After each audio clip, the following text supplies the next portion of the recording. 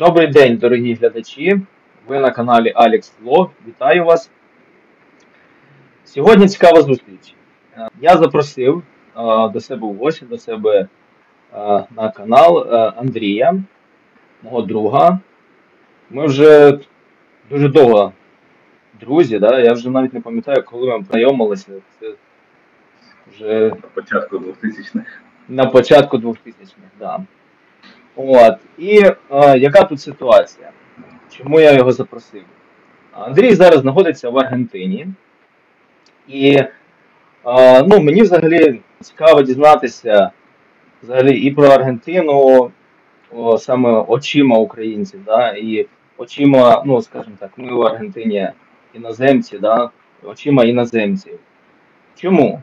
Тому в якійсь мірі я сам був так от перший раз приїхав в країну, тому що я зараз в Японії, і коли я приїхав, ці перші відчуття, перші переживання, труднощі, подолання, це все дуже цікаво.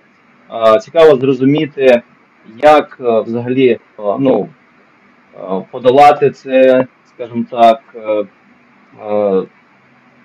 стати на ноги, з усім розібратися, скажімо так, влитися в суспільство, зберегти свою ідентичність, і так далі, і так далі. На прохання Андрія я хочу перейти на російську мову, тому що йому так комфортніше. Хотел бы узнать, Андрей, скажи, пожалуйста, вот вообще, и первое твое впечатление, когда ты только приехал в Аргентину?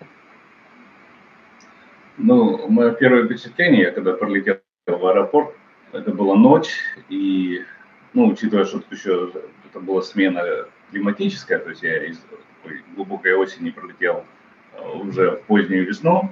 Это было такое впечатление, что я попал на карнавал.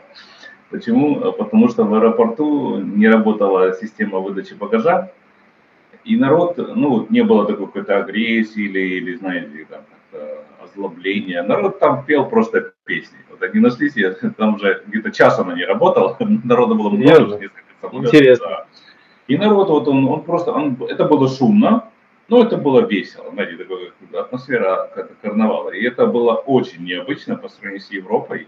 Это было очень непривычно. Я слышал, что там народ любит там фестивали и такое, но что они могут себе прям фестиваль в аэропорту устроить, я как-то не ожидал. Какие-то возмущения или там что-то такое? Не было вообще, я не слышал. Народ пел песни, там что-то выбирал, какие-то веселые песни, хлопали это. Конечно, это было необычно. Это было первое впечатление. Что, да, причем пограничники, все женщины, очень приятно. Обычно мужики, они как-то так, знаете, с подоски, а женщины, да, молодец. Да. Обычно, когда смотришь на мужика, то как-то так становится немножко стрёмно, да? А женщина как-то больше раскрывает. Да, в этом плане. То есть не было какого-то контроля, говорили, что очень жесткий контроль, я не мог понять, почему должны контролировать. Контроль был достаточно простой. Мой чемодан был изломан уже. Я его покупал на одну поездку, я в Стамбуле 2 года, и переезжал в Польшу на некоторые, на пару месяцев, перед поездкой в Аргентину. Купил чемодан. Чисто на одну поездку, сам идешь на Анскую. Мне его, конечно же, там ножки отломали, еще в Польше. Когда он приехал, конечно, вообще разбитый, он его в хлам. Но мне сразу сказали, вот, пожалуйста, показ, клейм, можно написать заявку на восстановление, даже там, компенсацию и так далее. Я удивился. Серьезно? Да, без всяких. За то, что разбился, или поломался. Да. Все описали, дали там мастерскую, где можно отремонтировать. В конце концов, я даже не относил его в ремонт, потому что там просить много купить. Я компенсацию там выплатили. Я такой, вот это новость. Аргентина. Мне нравится Аргентина. Мелочь, но приятно, да? Да. И вот это как бы первое впечатление, что, знаешь, попал в такой большой такой фестиваль, да? Да, большой фестиваль. Такой было очень необычно. И, конечно, первое впечатление от Буэнос-Айреса, ну, сами аргентинцы говорят, что есть Буэнос-Айрес и есть Аргентина. Я за пределы Буэнос-Айреса еще не выезжал никуда. Вот. Но мое впечатление такой европейский зеленый город. По архитектуре очень европейский. Много храмов, много памятников, музеев. Такая квадратная система, квартальная, вот очень много кварталов, так они все сделаны очень грамотно.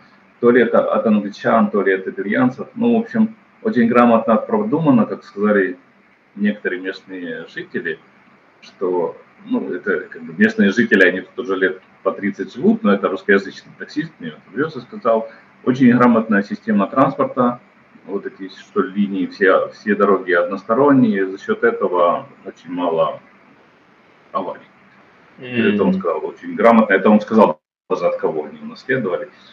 Вот, и, ну вот по сравнению со Стамбулом, где я 2 года жил, да, то есть очень зеленые улицы, поэтому даже когда жара, то есть некоторые улицы прям такие в арках из деревьев, то есть достаточно, ну, комфортно, даже в жару можно идти без головного убора. Интересно. А скажи, пожалуйста, вот ты, когда приехал вот в аэропорт, ты как, взял такси или на транспорте? Да, можно на такси, просто у меня супруга была полгода как здесь жила до этого, поэтому она с местными водила. Такси дорого вообще или доступно?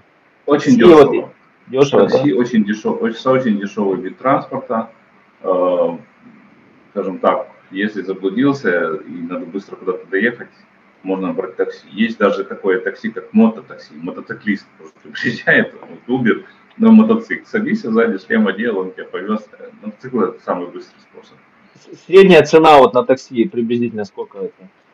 $10, 10, 20. $20 это так, как-то даже это полгорода проехать. Ну, это полгорода можно проехать. Да? Ну, не полгорода, ну, достаточно большое расстояние. Вот. Но у меня была ошибка, я пошел... Буэнос-Айрес очень уникальный город. Он, несмотря на то, что рядом с водой находится, как выяснилось, это не океан, хотя вроде как, ну, я думал, что это океан, но так как здесь впадает река, то вот эта дельта реки, это все еще считается рекой, то есть где-то океан начинается там, где-то там дальше. Так вот, самое интересное, что несмотря на то, что Буэнос-Айрес стоит, вот, я думал, на берегу Атлантического океана, и много пляжей, но здесь нету доступа к воде, пляжей практически нету. Здесь есть набережная, но доступ, и причем, чтобы к воде пройти, надо так, квест еще тот, потому что там проходит то есть как бы река есть, но прям зайти в реку нельзя, доступ, да? Ну да, в воду там как-то, во-первых, доступ закрытый, да? в нескольких точках. То есть вот там проходит железная дорога и еще трасса, и чтобы выйти, в некоторых только местах есть, там, через парк и, скажем, набережная, она, ну, не пляжная, там есть набережная, можно выйти, но для купания она не приспособлена. Это меня очень удивило. Вот, надо где-то за город ехать, чтобы покупаться. Специальные места, да, короче, специальные пляжи. Где-то за городом, да, в городе, на территории города нету, я так понял. Это мне очень было необычно. Потому что даже в Стамбуле есть городские пляжи оборудованные, да, несмотря на то, что считается, что это не пляжная зона совсем, но есть. Ну да, да. Тут как-то было очень необычно в этот момент. И вот у меня, когда я пошел, у меня была ошибка взять такси в тот день, когда был футбол. Я живу рядом со стадионом, и в день футбола я решил, думаю, да, что-то возвращаться 40 минут, возьму такси, а такси говорит, мы там не проедем, надо ехать чуть ли не там через центр города петлю делать. И то уже, закрыто, да? Когда уже подъезжали к стадиону, ну просто очень много фанатов и перекрывают просто дороги. То есть когда футбольный матч, это прям событие. Часто? Каждую неделю? Ну, не каждую неделю, но раз в 2 недели, наверное, проходит. Раз в 2 недели, все перекрывается, да, все, это не все перекрывается, но становится так очень много людей на улицах. И это как религия. Здесь даже что церковь есть. Диего Марадоны, прям церковь, он у них есть, там как... Есть церковь Диего Марадоны? Есть церковь Диего Марадоны, да, он у них там как верховное божество. Это, ну, я посмотрел репортаж, тоже удивился. Ну, здесь религия, футбол это как вторая религия, вот, или даже первая. И если на матч идти, то обязательно надо футболку либо национальную брать, ну вот как у меня это универсальная, либо той команды, которая, ну, лучше, конечно, я смотрю, ну, на улицах народ ходит в футболках именно команд своих, или вот аргентинская, или Месси, обычно 10-й номер, Месси. Или же ходят вот в футболках своих команд. И в день матча все приезжают в футболках своей команды. Вот, нельзя перепутать. Вот, ну да. Много, да. Там, наверное, очень ответственно, да, к этому относятся. Ну, да. Вот. Целые там приезжают футбольные эти автобусы, они едут с фаерами, так весело, барабаны бьют. Ну, у меня тоже там где-то. Я проезжал на такси, когда ехал в этой колонии, я говорю, водитель в какой-то момент, я говорю, ладно, мы дальше пешком, потому что, походу, ну, забита трасса, там, это Либертадор, шестиполосная улица рядом со мной, которая к стадиону идет, она была, так, трафик был перегружен. Вот. Ну, вот такие впечатления, что город зеленый, европейский очень. Вот. А сколько вот у тебя получилось ездить на общественном транспорте? Да, на общественном транспорте так получилось ездить. Тут на самом деле, так же как и в Стамбуле, невозможно рассчитаться наличными, нужно покупать специальную такую карточку. Называется. И ее пополнять. Проезд оказалось, что если ты там зарегистрируешь ее на свое имя, то проезд получается дешевле, чуть ли не в 2 раза. Если просто как туристическая, то она по максимуму снимает. Проезд, когда заходишь, надо говорить водителю, куда едешь, потому что он вводит цену, и ты уже прикладываешь эту карту, и тебя снимает там либо какая-то одна сумма, если далеко, то больше. Как вот выяснилось такой момент. А эта карточка как, только на автобусы, или ты можешь там другие виды транспорта? Да, другие виды транспорта тоже можно. Ну, метро, автобусы, то есть она... У них есть метро тоже. Транспортное. Да, есть метро, одно считается самых старейших. Метро мне показалось, кстати, очень маленьким. Ну, маленькие вагончики. А я потом понял, потому что колея здесь европейская, не такая, как у нас. У нас же там она шире на 20 сантиметров. И поэтому, соответственно, колея уже, и вагончики меньше, и ниже, и мне такое было чувство дискомфорта, казалось, что ну, что-то не то, что-то не так. Вот. Но считается, тут его построили чуть ли не 100 лет назад, то есть достаточно давнее метро. А трамвай есть? Трамвай, наверное, есть, но я не встречал. Я понял. Возможно, где-то есть, но я не уверен даже вообще, что они есть. Даже не слышал. Автобусы, причем нумерация очень необычная, иногда один и тот же номер. Вот на автобусе написано там, например, 130-й, а тебе нужен 130А или 130Б, потому что у них вначале, может, маршруты совпадают, а потом они где-то там проезжают квартал, то может объезжать там за 10 кварталов, да. Поэтому надо ориентироваться. Я так и не научился ориентироваться в этих буквах. И местные, не местные, а те, кто давно живут, они тоже не смогли внятно объяснить.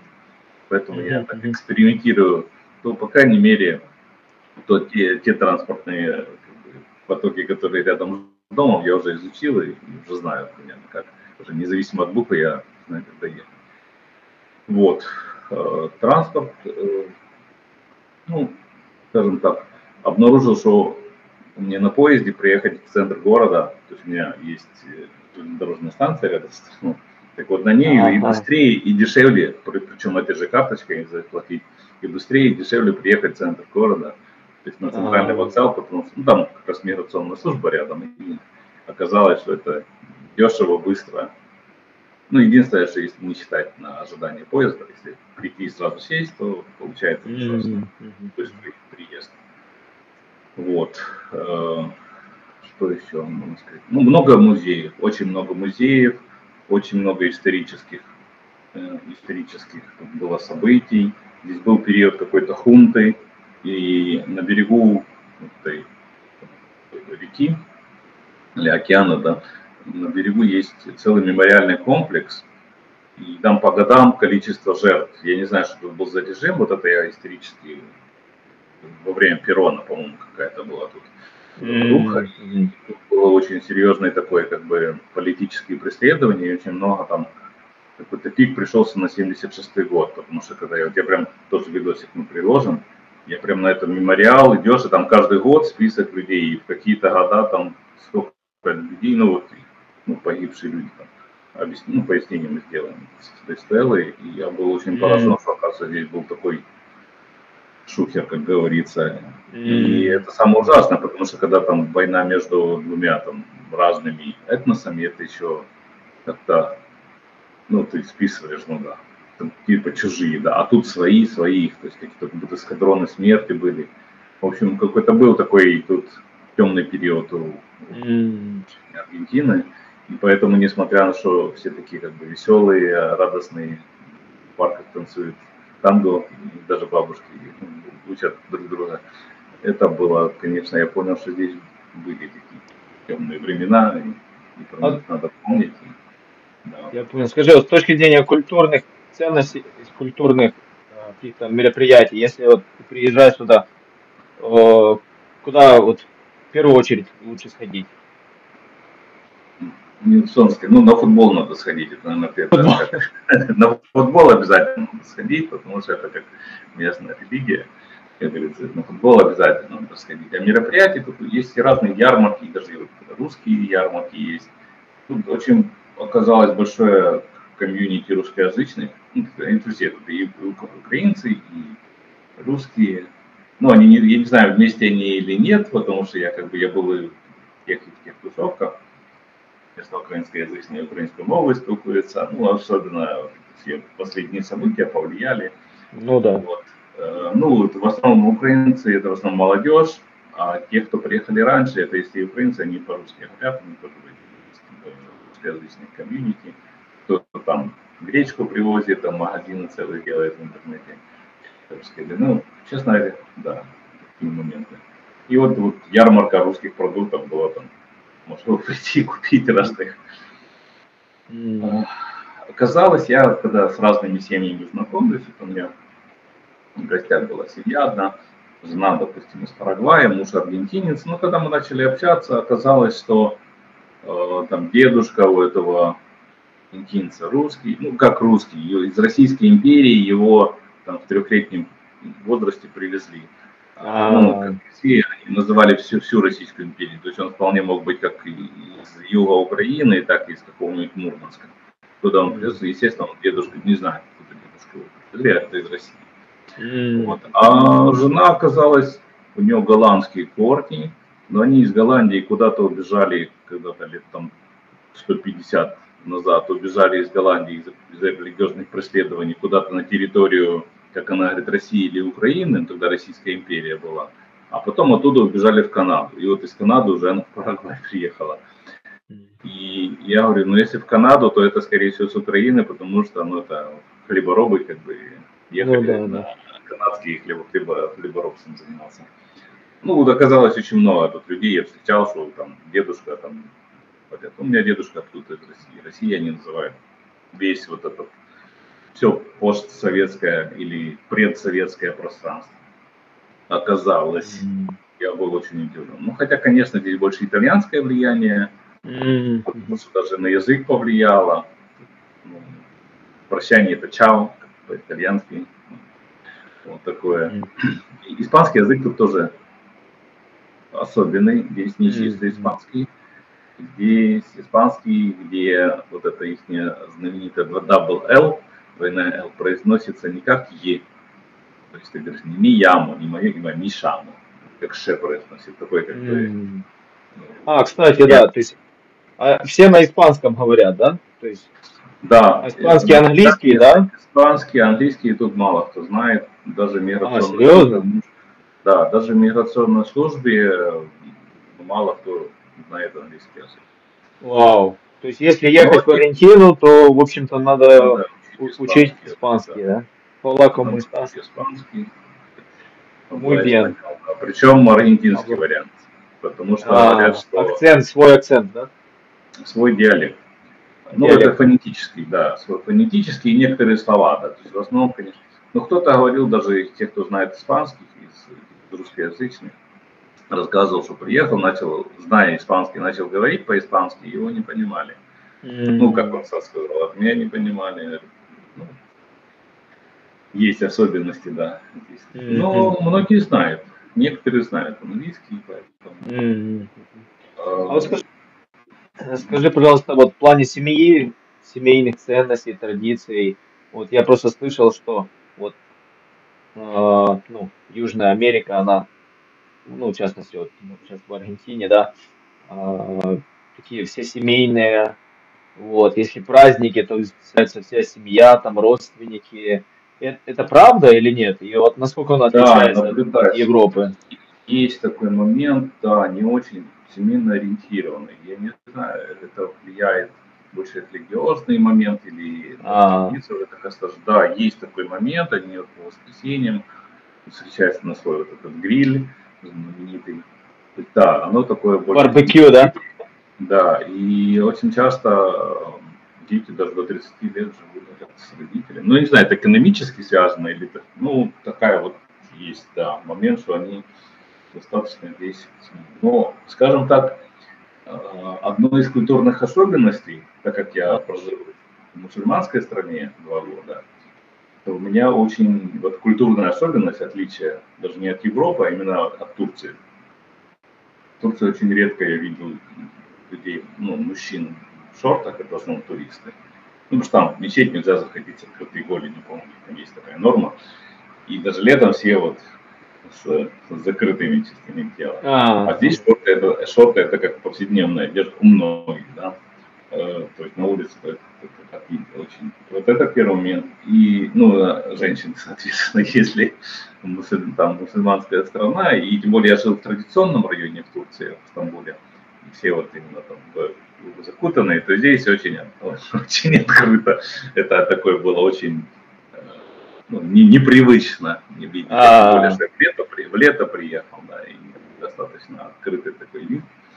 Очень много татуированных людей, особенно девушек.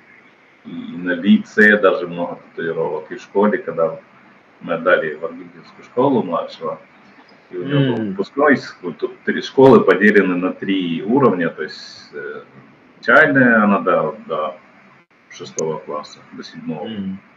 Да, до 7. Я уже запутался. До какого-то года считается начальное, потом отдельное здание вообще в другом, в этом же районе, но это другая, в середине уже как бы средняя это считается. И вот на выпускной у нас был, некоторые мамочки, конечно, так татуированные, особенно на лицах, это, а им там уже это 40 плюс, оно выглядит, конечно, очень необычно, скажем так. Вот. Я не знаю, откуда это идет традиция, может быть, это, знаешь, какие-то индейские вот эти, там же было, что если вождь, должны быть тату, это значит ты стильный. Но здесь как-то оно стало таким уж у всех, вот, у всех, молодежь, девушки и взрослые. Татуировки, да? Все Скажи, а вот устроить, например, детей в школу просто ли или сложно? И вообще, нужно ли что-то платить вот в этом плане? Тут есть частные школы, есть государственные школы. Ага. Мы отдавали в государственную школу, ну потому что он у нас параллельно в онлайн учился в школе, который в украинской школе онлайн. Но мы отдали его также ну, чтобы он язык подтягивал. На самом деле, как бы, ну, я не знаю, насколько он потянулся, он даже с кем-то там подружился, но когда мы его привели, детей надо приводить и забирать. Директор мне сказал после первого дня, он говорит, очень аргентинский, очень эмоциональный наш человек. Я не знаю, я не понял, что это означало, вот. Но тем не менее, вот, он как бы вроде влился, ему там помогали, переводили, он какие-то там слов там брался.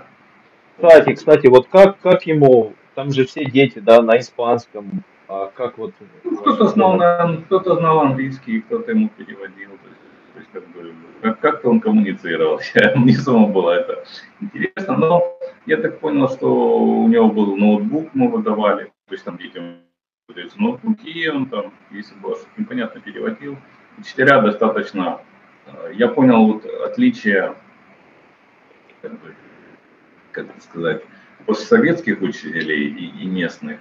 То есть постсоветские, как они более требовательные, такие, знаешь, это надзиратели. А здесь это как бы запасные мамы. Они просто любят детей, они просто вот так заботятся и дарят любовью. То есть они, я понял, не угнетают, если они там что-то не выучат. То есть, ну это вот у меня такое сложилось впечатление, они как бы... Но помню, что когда класс поехал куда-то на экскурсию, а надо было записать разрешение от родителей, и я его не написал. Ну, я просто не понял, что это надо на сегодня, там где-то ушел. И пока мне там писали, у меня была встреча, и пока мне писали в чате, что приди и напиши заявление, иначе ребенок не поедет, я это тоже не увидел. В общем, он не поехал, его отдали в другой класс. Ну, потому что класс уехал, разрешения от родителя нету, все остается. Вот в том другом классе у него телефон забрали. Да, забрали, и мне потом директор еще сказал, что мы не разрешаем телефоны держать. Ну, если приносишь, сдаешь директору, потому что мы не можем проконтролировать, с кем ребенок общается. Поэтому телефоны у нас запрещены. Если надо перевод, вот ноутбук, пусть там в ноутбуке перевод, как бы, коммуникацию устанавливает. Вот это интересно. Ну, это очень, да. Все телефоны сдаются в школу, я не знаю, заходишь в школу, вообще не приносят. Вообще, вот это новость интересная. Может, с точки зрения безопасности детей. Ну, это вот меня учили, именно тот класс, в котором он остался, он тоже что-то там в телефоне коммуницировал, и учительница сказала, что нет, надо отдать директору. Они забрали, отдали директору. Я когда уже пришел забирать его, мне она, директор, объяснила, что это Министерство образования официальным указом запрещает детям, особенно в начальной школе, потому что мы не знаем. Вот только есть у нас наши девайсы, через них вся коммуникация, там все через личные телефоны мы запрещаем, потому что мы не знаем, с кем он общается, куда там, ну, там школа, там охранники стоят, они не впускают чужих и не выпускают детей, то есть это как бы территория школы, вот она. Закрытая, да? Закрытая. Да, у них свой внутренний дворик есть. Вот, в этом плане, конечно, ну, это положительный момент. То есть конечно, это неудобство. Это государственная или частная школа? Это государственная, да.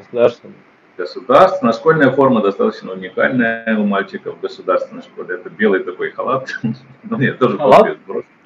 Да, ну, знаешь, как у лаборанта или доктора. Я говорю, из вас готовят или научных сотрудников, или, да, у мальчиков, у девочек такой передничек такой красивый, вот. А у мальчиков такие белые халаты, знаешь, как будущие врачи или какая-то лаборатория. Это необычно было. А в частных школах там у них своя форма. Там, в каждой свой стиль, католические там платьицы какие-то, пиджачки, да, то есть там видно, что это частная школа. А в государственной вот там есть отдельные магазины, где вот продают это. Но это только в начальной школе, потому что вот в это секундария, тоже старшая школа, там вроде как нет уже обязательной формы. Вот. Ну, причем он белый, знаешь, этот белый халат, он уже пачкается, ну, как бы быстро достаточно. Но, тем не менее, да, так. Интересно. А скажи, ну, вот, если государственное обучение, какое оно, платное или нужно ли вообще на что-то деньги сдавать? Государственное бесплатное. Единственное, что там платные были обеды, но если можешь или приносить с собой, либо кушать вот, ну, в школе, то есть они обеспечивают. Ну, за обеды надо платить. Они потом в конце месяца выставляют счет, и ты оплачиваешь. То есть там ни на что меня не просили. Единственное, что когда вот выпускной был, они там решили пригласить какой-то то ли оркестр, чтобы когда будут выходить, поиграть им. Тоже видосик сброшу. И вот там, чтобы этот оркестр пригласить, какой-то частный, они родители сказали, давайте там скинемся. Ну, $6, просто 6 тысяч песо, $6. Ну, какая-то символическая сумма. Это чисто инициатива родителей. На шторы тут никто не просит давать. Ага. То есть, ну это же самое интересное, да. Скидывается ли на шторы и на ремонт класса или нет? В частной школе я не знаю, как там. В частных школах, ну там ты платишь официально, там как бы должно быть. Тут никто ни разу мне ничего не просил. Ни на какие шторы, ни на какие поездки. Ну хотя экскурсии были, пару экскурсий тоже нам выдавали. Они в дневник специальная тетрадка. специальная такая общая тетрадка, специального цвета, формата, и там они вклеивают прям, ну, когда будет такое мероприятие, что необходимо, там, разрешение обязательно от родителей, что сопровождать. Если разрешения нет, ребенок не поедет без садика. Ну, у нас несколько раз. Серьезно. Серьезный Да. подход. Даже вот городской парк, поход в городской парк, у них это надо, чтобы разрешение было написано, и разрешение, вот, как бы они так к этому ответственно относятся. Интересно. А скажи, вот в плане, например, ну вот всякое же бывает, больница там, вот. Да, расскажу, был у меня опыт из больницы. У меня был был опыт у меня и опыт у моего малого с зубом. Медицина здесь бесплатная, как бы, ну, а государственная медицина, она бесплатная. Ну, как обычно, если бесплатно, то тогда будет очередь. Вот. Мы обратились с зубом, у малого болел зуб, его сказали, что ну, вам нужно emergency, то есть срочно, вот поезжайте там в специальную клинику. Там приехали, посмотрели, сказали, да, вам нужен нет. Но сейчас у нас этого врача нет, вот вы в ту свою, которая рядом с вашим домом, туда обращайтесь. Мы когда-то обратились, а на следующий день говорят, ой, у нас этого врача нету, вот туда там записывайтесь, туда, где вы были вот этой срочной, но там надо к врачу записаться. То есть не в порядке. Да. Если болит зуб, то понятное дело, что надо тогда либо тщательно, либо терпеть. Я тоже ремонтировал зубы. Это стоматология, да? Стоматология, да. Ну, оно как бы, я просто то, с чем столкнулся. И вот я стоматолога нашел русскоязычный кабинет, поехал. Я говорю, а можно мне имплант, если поменять, там, потому что там, ну, в Турции неудачно была установка этого коронки. А она говорит, что импланты, говорит, у меня, говорит, немецкие. Вот можете, вот я уже связывался с производителем, производитель готов выслать. Она говорит, ой-ой-ой, вот насчет выслать может не дойти. Я говорю, а где же вы импланты берете, что у вас не немецкие разве? Она говорит, нет, у нас местные. Я так понял, в этом плане Аргентина и Турция, они очень похожи, что у них закрытый для импорта рынок. Поэтому, если что-то заказывать там с Алиэкспресса, какую-то дешевенькую вещь, она тут превратится, из $1 станет стоить 10. Ее обложка таможенными пошлинами. Я заказывал там чехол для телефона с Амазона и стекло с Алиэкспресса. Скажем так, плюс $8 сверху. Ну, это просто даже не таможенный сбор, это за то, чтобы оно приехало. Ну, защищает свою. Если может что-то подороже, то может быть оно и не так чувствуется, но когда там долларовая вещь превращается. А просто этой модели телефона не было в Аргентине. Тут много чего купить. Ну, эту модель мы привезли еще, там, купили в предыдущих странах. И, ну, телефон еще нормальный, рабочий, просто чехол. И такого не было. Конкретно мы хотели точно под эту модель. Вот в этом плане как бы рынок закрыт, и есть даже такое как бы бизнес-направление, как байеры, которые могут привезти там с Америки все, что хочешь, по нормальной цене, как они говорят. Ну, потому что реально тут техника и одежда очень сильно налогами сверху накидана. Поэтому, например, я когда приехал, я хотел купить себе второй монитор для работы и принтер. И когда я начал смотреть, то я обнаружил, что купить в соседнем Парагвае привезти это дешевле, чем купить в официальном магазине. Вот. Но мне как-то повезло, потому что я шел по улице, смотрю, разгружают принтеры. И я такой, ребята, где их продают? Мне этот хлопчик отвез, это фирма, которая кассовыми аппаратами занимается. Вот, я когда-то в Украине тоже занимался, и поэтому там были общие темы, увидел общую технику. А ребята, оказалось, еще у них есть цветные принтеры, и мне хороший принтер там продали, причем я сказал, что за наличку возьму, мне дали там хорошую скидку, то есть получилась там цена вообще там, ниже плинтуса. И когда может у вас и мониторы есть, и оказалось и мониторы есть, я говорю, задали. Тоже оказалась цена такая, что ну такой цены вот как бы на маркетплейсах, на вот этих всех досках объявлений, такой цены нету просто от слова совсем. Даже на полностью. Да, я даже подумал, может начать это торговать, покупать этих ребят за нам, продавать там и на эти 2% жить. Ну, такая мысль возникла. То есть это ситуация экономическая, потому что здесь $2 есть. Есть доллар официальный, который очень низкий был, есть коммерческий, так говорят, blue доллар, ну, синяя бумажка, blue доллар, да. И поэтому вот это чувство, что это как чувство 90-х возникло, знаете, когда у нас на каждом углу обменка стояла. Но сейчас вот, конечно, экономика переходного периода, и поэтому это выравнивается, официальный курс коммерческим, но это очень сильно влияет на цены, поэтому цены на некоторые вещи, ну мало того, что тут их просто нет, тут нету Икеи, нету турецкого ташир-потреба, и то, что тут есть, оно очень дорого и некачественно, скажем так. В этом плане, ну, от импорта закрытая страна, поэтому я бы... Интересно. А скажи, пожалуйста, да. вот, Андрей, например, если вот я приезжаю, да, в страну, не знаю, ну, язык там, вот только начинаю изучать, да, там, вот, вроде немножко устроился, детей устроил в школу, то есть, как бы, надо найти самому работу. Вот, просто ли найти работу, или где ее искать, и Иностранцы, вообще, вот да. я сейчас через этот период прохожу, иностранцы в основном работают на удаленке, на американцев, на Европу не знаю, ну, я работал в европейской компании, вот, но очень многие работают для иностранных компаний, или переводчиками, либо IT, либо там какой-то маркетинг.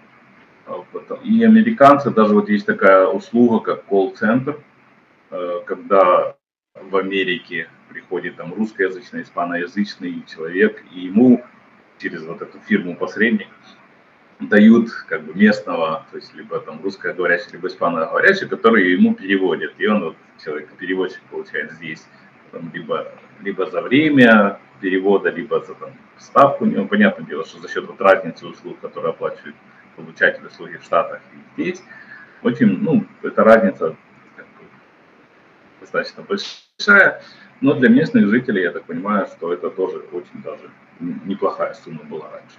Многие айтишники, я слышал, за счет того, что доллар начал раниться, начали искать работу. Но простых работ, да, тут много, но без знания языка, мне кажется, сложно. Я это не исследовал глубоко, но без знания языка, ну, разве что в своих национальных комьюнити работать, потому что, например, тут есть группы в Телеграме, да, то есть мой малой там где-то нашел пару раз, ну, малой это тот, который уже школу заканчивает, не тот, который еще учится, а тот, который последний, то есть старший. Я понял.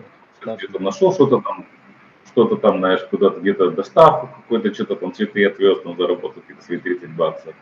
Где-то там какая-то строительная бригада, ему там тоже, ну, деньги небольшие, но, знаешь, для там разнорабочего вроде как рассматривал такие варианты, то я так удивился, что оказывается есть вот такие, ну, наши местные, как бы, национальных бригады, которые вот, могут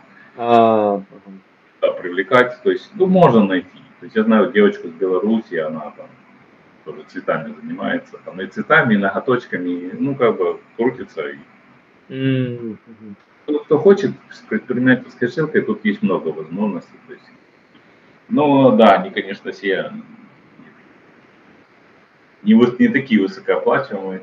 Многие вот работают на иностранные компании. Центры пытаются открыть, вот, типа американцев. Но вообще тут считается, как бы, ну, сложности есть с переходной экономикой, с разницей курсов. В местной валюте вообще деньги никто движений не делает. Все сразу конвертируют. Очень крипторынок развит вообще. Крипторынок, да? Да, тут даже доставка есть. Ну, особенно так как много приехали и вот с северных краев, там, России, Казахстана, Крым. Поэтому тут очень сильно. Есть даже обменки, которые русскоязычный сервис. Есть русскоязычный курьер, приезжает, и там вот закидываешь крипту, тебе привозят твою пачку денег. Курьер звонит, приносит тебе, дает твои уже либо песо, либо доллар, ну, в зависимости от того. Ну, вот такая есть ситуация даже. Да, как бы страна возможностей, но в то же время и как бы нестабильности. Много нужно найти возможностей, но если, как говорится, если вы едете в Аргентину, чтобы тут заработать денег, это не та страна. Не та страна. Да, не та страна, которая В среднем зарплата какая вот? Просто интересно. Мне сложно сказать, какие тут средние зарплаты. Но я вот могу сказать по аренде, да, что я, например, с аренды, когда я искал, тут $700, это такая очень-очень, еще надо поискать, чтобы найти. Но честно говоря, зарплаты здесь не такие. Это вот для иностранцев, конечно. И я не знаю, как тут местные жители, либо у них свое жилье есть. Вот, но, скажем так, вот недавно объявление видел, но это тоже в русскоязычном чате, что ищут способные рабочие на стройку, у них там было $30 в день. Ну, это получается, если 5 рабочих недель. $30 в день. Да, если 5 рабочие недели, это получается $150 в неделю, и 4 недели, соответственно, это $600. Но это ни о чем, как по мне. Ну да, $600 в месяц. Это ни о чем. Да, потому что тут только вот аренда, например, у меня стала 800. В этом плане, конечно. Можно где-то там в пригороде мы снимали за тоже русскоязычных комьюнити, нашли, они тут давно уже живут, у них там по $200 снимали домик, но это такое село-село. Если в город ехать, там буквально часа два. Но жена сказала, что она не хочет возвращаться. И в городе жить намного комфортнее. А скажи, вот, город большой, я знаю, да, Буэнос-Айрес, это мегаполис. Да, После Стамбула мне ни один город не кажется большим. Ну да, Стамбул большой город. Ну, скажи, есть ли места, которые, следует как бы обходить, да, следует быть осторожным? Да, есть, конечно, да, есть такая. Самое интересное, что почти в центре города есть такая там вилла 31 называется, Виджа 31. Это самозахват, территория, которую когда-то люди сделали самозахват. И это такой как бы город в городе нелегальный, то есть там даже полиция туда не приходит. Почему он находится рядом с этим вокзалом? То есть как такое соседство достаточно близкое. Есть районы, в которые не рекомендуют заходить, потому что могут ограбить, вот, всякое такое. И даже в центре города, когда ты в туристических местах ходишь, лучше там не этим цепями золотыми не обвешиваться и телефонами не махать, потому что могут выхватить вдруг. Я даже как бы прям сук. Да, прям или на мотоцикле, на мопеде проезжать, выхватить с рук, если ты разговаривать будешь, или будешь ходить там снимать. Говорят, я не видел, и как бы и мне, слава богу, я не был жертвой таких, но народ жаловался, что да, что такое случается. Я не знаю, кто это делает, потому что здесь очень много иммигрантов. Почему Аргентина стала очень привлекательной для, в частности, для, допустим, граждан России, украинцев тоже, потому что здесь очень быстро можно получить гражданство. Либо по праву рождения, либо по праву, либо приехать там, беженский статус оформить. Оказалось за 2 года, да, то есть в течение 2 года непрерывного проживания, после этого можно подаваться на гражданство. А аргентинский паспорт очень сильный. Он настолько сильный, что вся Европа у тебя без виз. В Америку визу получать можно на 10 лет сразу, то есть очень легкая виза, как бы открывает вид. И поэтому этот паспорт стал, аргентинское гражданство стало очень интересным. Я когда исследовал этот вопрос, почему такая ситуация, потому что страна граничит с очень многими странами. Тут и Бразилия, и Боливия, и Перу. То есть граница достаточно большая. И здесь было очень много нелегалов. То есть, в частности, это Вилла 31, Виджа 31, да, самый считается самозахваченный, да, район. Там было много нелегалов. И чисто под них сказали, у нас уже по факту, вот они есть. Даже если мы их выгоним, они на следующий день там приедут через наши дырявые границы, пройдут через эти как бы, леса и снова будут же здесь. Давайте их просто легализируем. И сделали под них закон, вот, чисто, чтобы вот их всех легализовать, дать там документы, учет, как говорится, улучшить можно то, что посчитать. Да? Вот, всех легализовали, а отменить закон забыли. И вот он такой оказывается. То есть, ну, как бы и дыра, не дыра в законодательстве.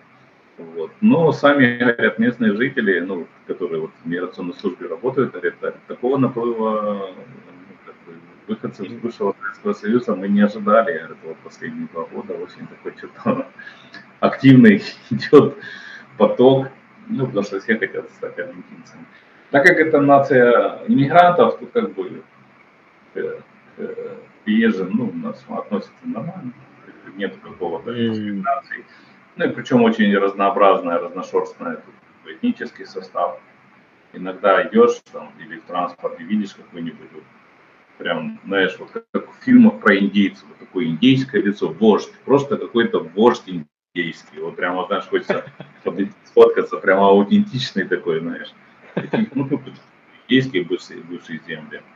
Не хоть и разбавлены европейцами, но тем не менее вот такой, как бы, иногда видишь, ну прям вот какие-то ирокезы идут, ну просто вот по лицам, вот топорики им, да, и знаешь, посреди, и вот такой фактурный очень персонажи, то есть здесь достаточно такой, как бы, ну, говорят, что это перуанцы, что они больше всех вот это сохранили такой, какой-то индийский, но мне кажется, что так как тут все смешаны, то, ну, Интересно. Скажи, я просто вот подумал, просто ты поднял тему вот это иммиграции и всего остального. Вот приезжая в страну, что нужно сделать вот, ну, нельзя сказать самое первое, ну, скажем так, самое важное, и которое, ну, нельзя откладывать. Ну, в Аргентину, если человек едет в Аргентину не на экскурсию, не на 3 месяца там поглазеть, а так уже серьезные виды, то обязательно нужно с предыдущей страны привести справку о несудимости. Это очень важный документ. Ага. Если потом делать легализацию, то это надо, да, это надо иметь, и причем она должна быть с апостилем.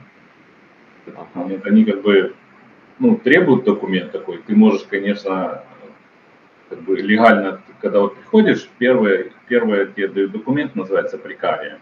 То есть это справка о том, что ты можешь тут легально находиться. Но если ты хочешь получить уже пластиковую карточку, которая является документом, то надо там перевод паспорта обязательно, свидетельство о рождении, свидетельство о браке. Вот это все нужно апостилировать и приехать с документами, всеми апостилированными функциональными документами. Потому что из них будет очень сложно пройти процесс легализации. Вот. Ну, тут, скажем так, миграционная служба достаточно, они все френдли, никто тебя понаехали тут, такого чувства нету от них, они подсказывают.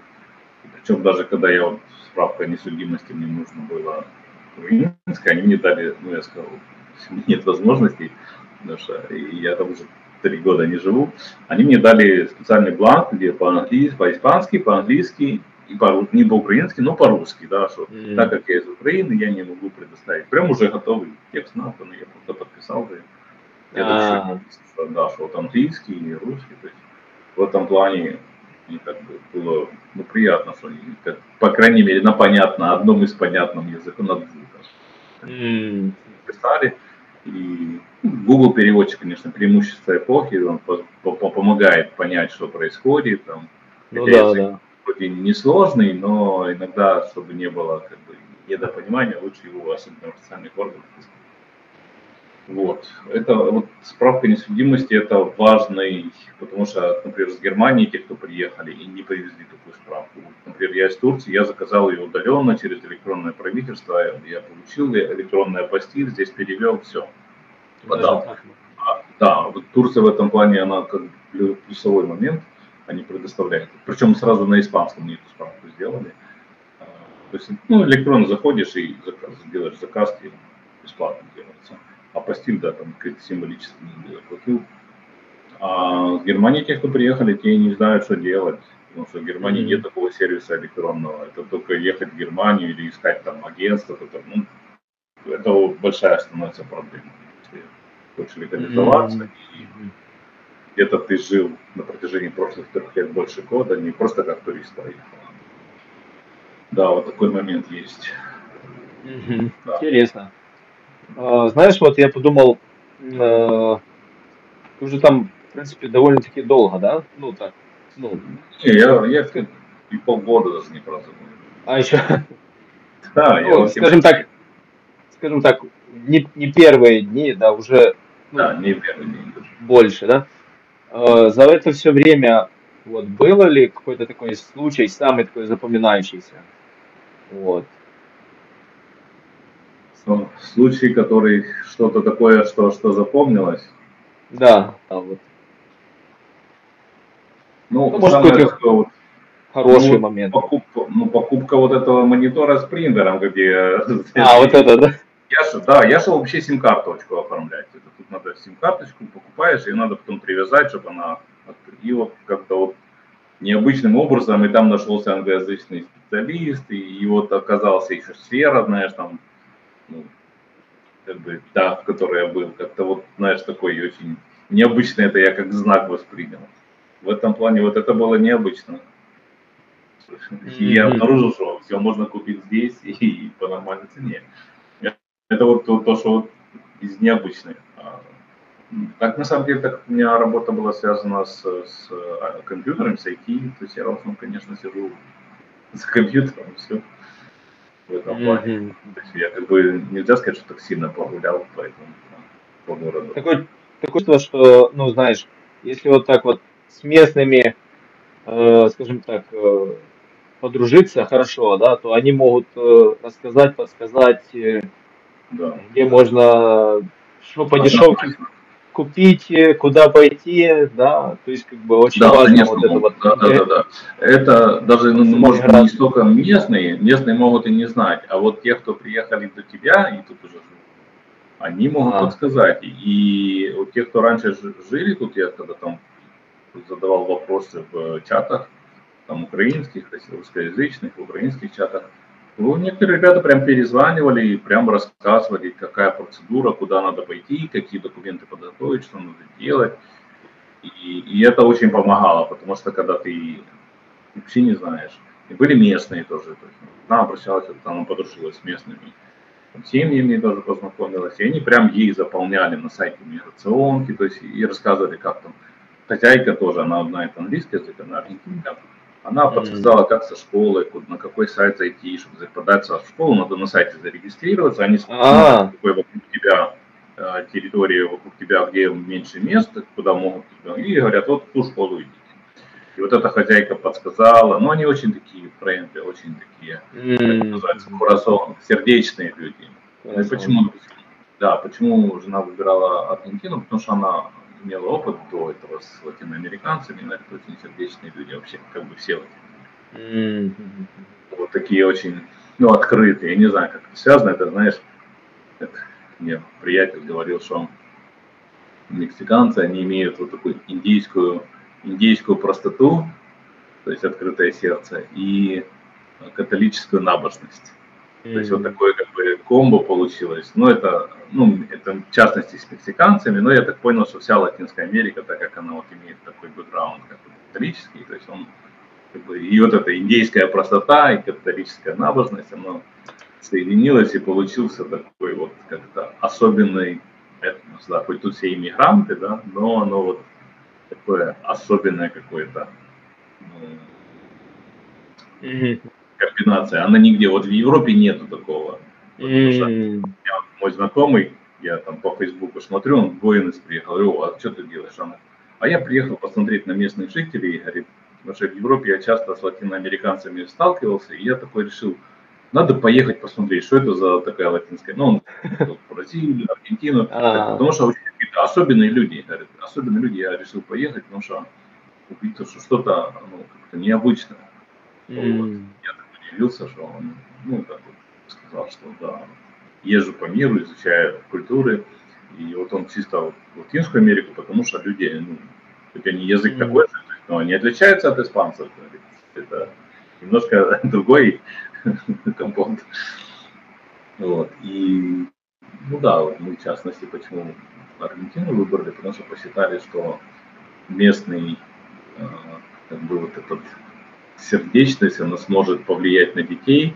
Потому что я в Турции еще с этим столкнулся, что вот если постсовковое воспитание, это детей строить, заставлять, мораль на них, турки, они очень любят детей.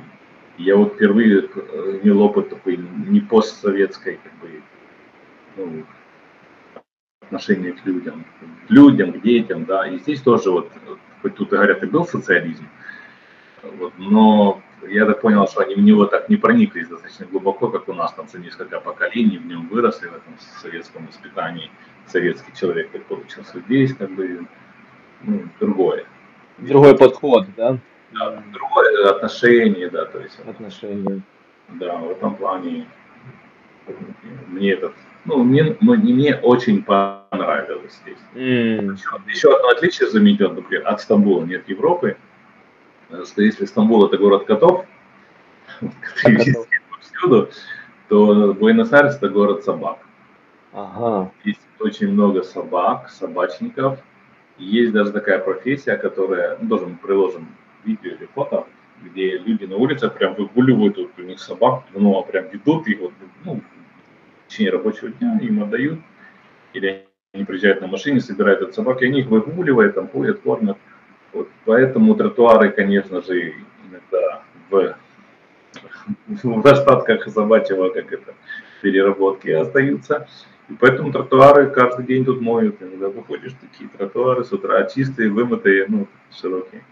Именно поэтому, что собачки иногда. В этом плане, да. И что, я заметил, собаки не агрессивные, они не дерутся, они не гавкают друг на друга и на прохожих. И это я не сразу заметил, жена мне сказала, ты заметил, что собаки... Может, влияет культура, да? Наверное, влияет, потому что я такой точно не гавкает и не кидается. Я вообще... Добрые собаки. Не знаю, как-то такое заметили, такой нюанс. Да. Вот. И тоже так как тут же, когда ехал сюда, я переживал, что здесь по широте, так как это южное полушарие, что смена климата, я за этот момент переживал.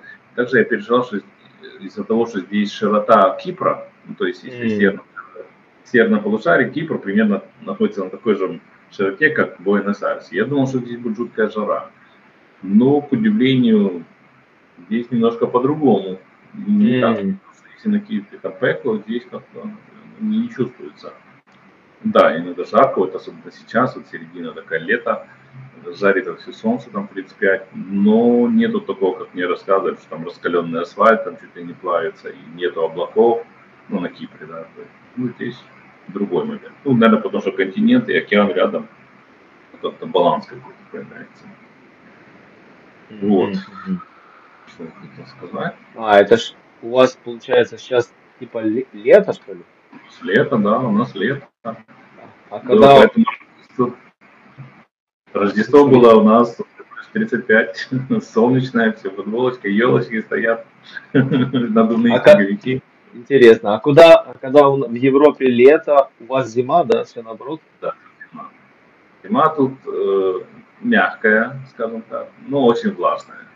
Жена говорит, это бывает там -2, -3, вот июнь-июль, но за счет влажности, ощущения очень достаточно такие мерзкие. Это я могу сравнить с Крымом. В Крыму вот очень влажно, я помню, даже -5 очень себя холодно чувствуешь, что если еще ветер.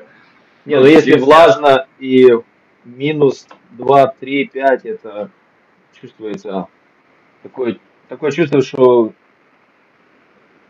-15. Да, поэтому я помню, что на уроке географии, когда читал, что где-то там есть регионы, где -40, я не мог понять, как они выживают. Вот, потому что в Крыму -5, ты уже мерзнешь, как цуцик. Вот. А потом я однажды попал где-то -20 в сухом климате. В Монголии, например, я когда попал, я приехал, было -18. Я был такой, я прилетел со Стамбула в такой весенней одежде. Я когда услышал, что -18, я думал, что я там, наверное, в аэропорту и все. Но оказалось, из-за того, что воздух сухой, то ты не чувствуешь этого холода. И оказалось, что достаточно в сухом климате можно переносить температуры. А вот в влажном, типа вот крымский или Буэнос-Айрес, говорят, достаточно промозгло себя чувствуешь. Но у меня еще этого опыта не было, мне только предстоит.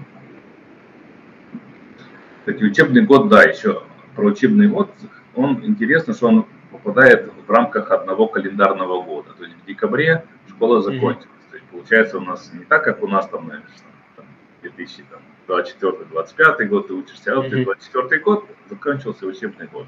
В марте начнется снова начало следующего учебного года. Здесь как бы... в марте начало. Да, в марте начало, но это осень считается, и в декабре... Интересно, как в Японии, тут тоже в марте. Ну, тут оно как бы получается тоже это осенью ты начинаешь идешь. То есть март это тут осень, ты вот идешь, зиму, и к лету ты выпускаешься из класса. Вот мы в декабре мы закончили школу. Вот, получается, получили сертификат, медаль, там все, вот, 24 год. Я было непривычно, видите, 24-й, да, обычно 23-й, 24-й, как так, а тут в рамках календарного года 5 лет. Да, такой момент. Интересно. Так, мы уже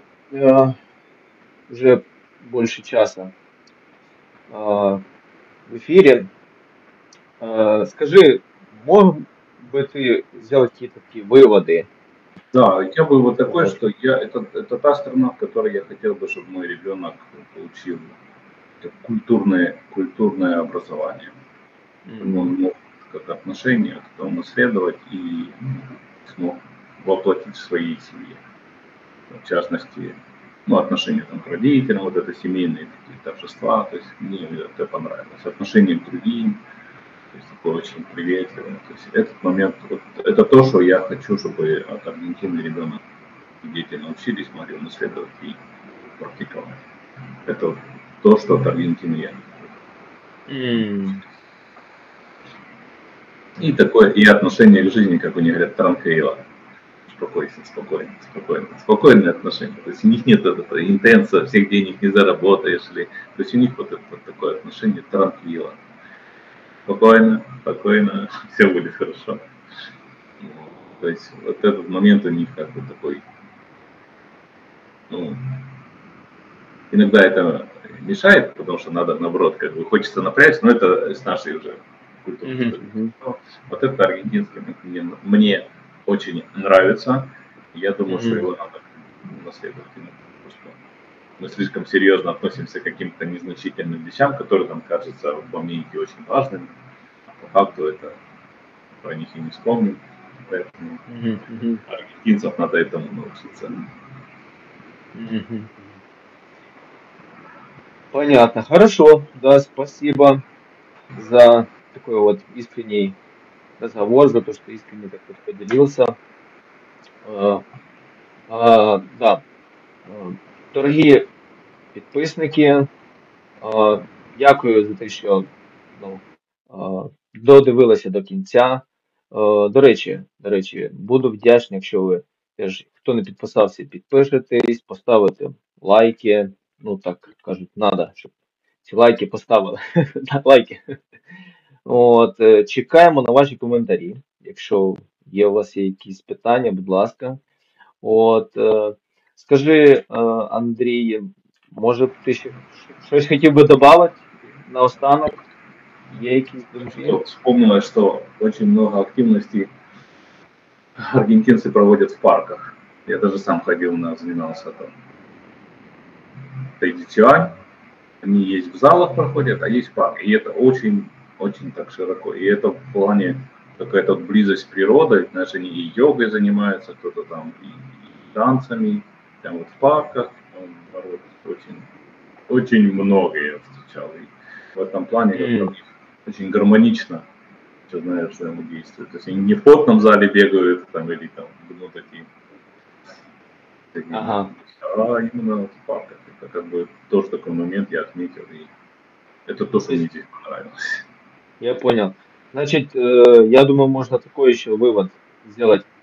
Заниматься побольше спортом, да? следить за своим здоровьем. Вот. Ну и, конечно же, обязательно, как вот Андрей поделился в Аргентине, такое, все будет что, да?